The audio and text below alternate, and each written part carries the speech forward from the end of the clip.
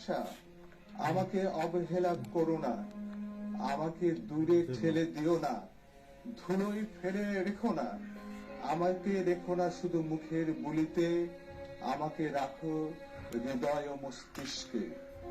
আমি তোমাদের বাংলা ভাষা, আমাকে অবহেলা করলে ভাষা শহীদেরা কাঁদতে থাকে, মুক্তিযুদ্ধের শহীদেরা অশ্রু সজল হয়, শহীদ মিনারে রেখে যাওয়া ফুলগুলো অবিরল অশ্রুপাত করে।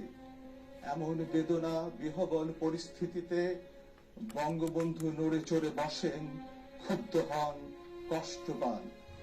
আমি তোমাদের বাংলা ভাষা, আমাকে শিশুদের স্কুলের মাঠ থেকে শ্রেণী কক্ষে অবারিত রাখো, বিশ্ববিদ্যালয়ের পাঠ্য থেকে দূরে রেখে দিয়ে উচ্ছুদ ভেবে দরজার বাইরে আমাকে রেখো না, অফিস ও আদালতে মুখ বধির করে রেখো না, নাম ফলক, সাইনবোর্ড ও ব্যানার হতেও আমাকে যন্ত্রণা কাতর অবস্থায় দূরে অসহায় ভাবে ফেলে রেখো না।